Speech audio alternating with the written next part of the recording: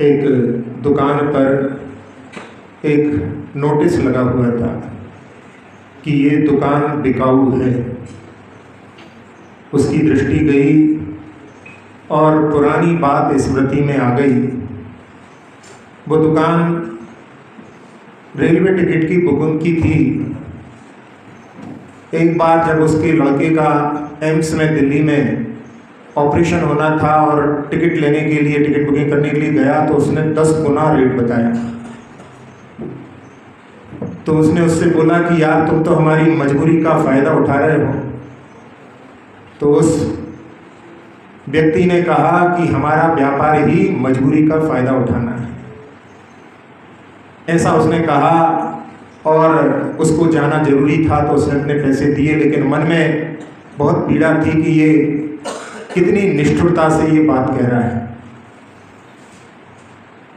अहंकार में भर कर के व्यक्ति कई बार ऐसी जो है बातों को कह देता है, अपनी वाणी का दुष्प्रयोग कर लेता है।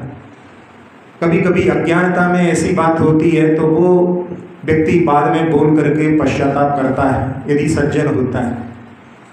और यदि दुर्जनता होती है तो व्यक्ति उसी बात को जो है बहुत सारे लोगों को बता करके अपने अहंकार को और पोषित करता है। यानी वो एक बार पाप करके भी कई बार उसके माध्यम से पाप का अर्जन करता है। जहाँ वाणी की जहाँ मधुरता होती है, जहाँ वाणी अपने और पर के हित के लिए होती है, उसको सुन करके सबके लिए आनंद होता है। जब आचार्य श्री के पास दादा गुरु के जो पूर्व के भाई के पोते जब आए और उन्होंने, जो कि बिहार से आए हुए थे, आचार्य जी से कहा कि हम आचार्य ज्ञान सागर जी के परिवार वाले हैं। तो आचार्य जी ने सुन करके कहा कि आचार्य ज्ञान सागर जी के परिवार वाले तो हम हैं, आप तो पंडित भूरामल जी के परिवार वाले हो। पूर्व का उनका नाम भूरामल जी था। तो जब ऐसी जो है वाणी उनसे कही तो वो ऐसे गदगद हो गए, और उस बात को वो जब भी किसी से जब प्रसंग आता है तो वो सुनाए बिना नहीं रहते। और उस समय में उनके लिए आचार्य जी के प्रति बहुत ही श्रद्धा और जहाँ समर्पण का भाव झलकता है। तो ऐसी वाणी जिसमें कि सबके लिए आनंद होता है, जहाँ कहते हैं कि बचने का दरिद्रता, वचन में अपन क्यों दरिद्र बनते हैं। वचन बोलने में कुछ भी नहीं लगता, लेकिन यदि अपन उस पर विचार नहीं करें तो अपनी वाणी कठोर से कठोर होती जाती है। यदि अपन इस पर विचार करें तो अपनी वाणी में अपन मृदुता का भी जो है पुटला करके स्वयं पर सुखाए उसको बना सकते हैं। जहाँ एक प्रसंग सुनाया था कि जब पवनंजय और अंजना का विवाह तय हो गया था, कैलाश पर्वत पर जब पहुँचे थे अष्टालिका का पर्व मनाने, और दोनों के पिताओं के बीच में कि हमारा पुत्र है, हमारी पुत्री, और विवाह तय हो गया। अपने मित्र के साथ में अंजना सुंदरी को देखने के लिए उनके महल के ऊपर से वो वहाँ से झांक रहे थे, और नीचे सखियों के साथ में अंजना बैठी हुई थी। एक वसंतमाला ने कहा कि देखो हमारी अंजना का भाग्य कितना अच्छा है, तीर्थ यात्रा पर आए थे लेकिन यहाँ पर ही उसको कितना अच्छा जो है संबंध मिल गया। ऊपर सुन रहे हैं और अपनी प्रशंसा सुन करके वो प्रसन्न होते हैं।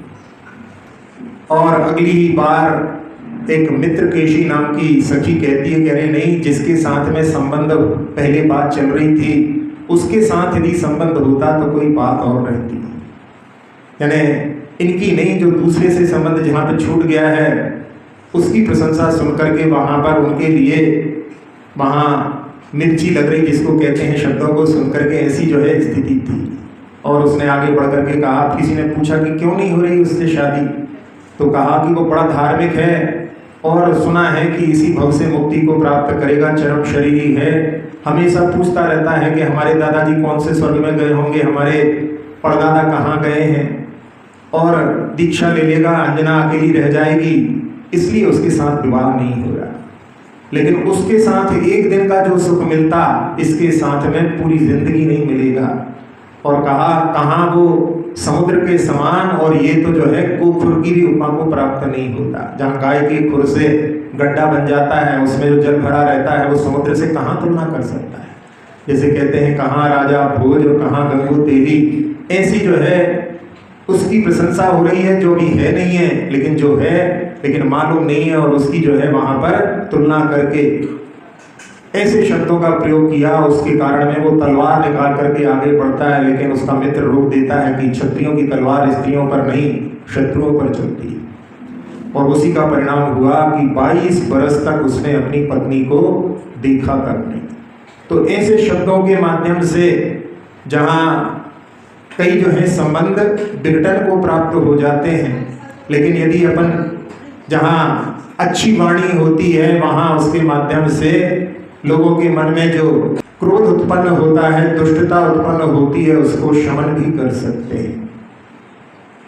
आचार्य श्री एक बार जहाँ विधवा स्त्री की बच्चियां जो पढ़ती हैं, उनमें से किसी ने कहा कि हिंदी जो है अपनी माँ है, और संस्कृत के लिए भी कुछ ऐसी सम्मानजनक शब्दों का प्रयोग किया, लेकिन इंग्लिश के लिए बोला इंग्लिश तो नौकरानी है, इंग्लिश भाषा नौकरानी है। आचार्य ने सुनकर के कहा कि नहीं, ऐसा नहीं बोलते, अपने लिए कहना चाहिए कि हिंदी अपनी माँ है, संस्कृत अपनी मौसी है, और इंग्लिश भी थाई माँ है, यानी पालन करने वाली है, जहाँ जिसके माध्यम से भी अपने लिए कुछ चीज़ें मिलती हैं, ज्ञान प्राप्त होता है। तो ऐसे शब्दों का प्रयोग करके जहाँ जिन शब्दों को सुनकर के किसी को बुरा लग सकता है, लेकिन ऐसे शब्दों का प्रयोग करें जिससे कि उनके मन में भी कोई क्लेश उत्पन्न ना हो।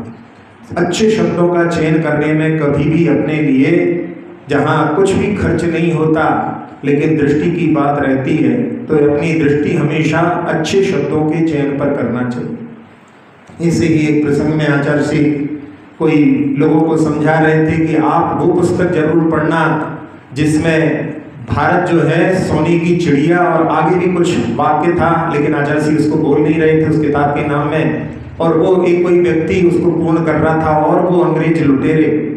तो आचार्य श्री ने बीच में रोका उनके लिए और फिर अपनी बात करने लगे। फिर बाद में आखिरी में फिर आचार्य श्री ने कहा कि आप वो पुस्तक जरूर पढ़ना, भारत एक सोने की चिड़िया।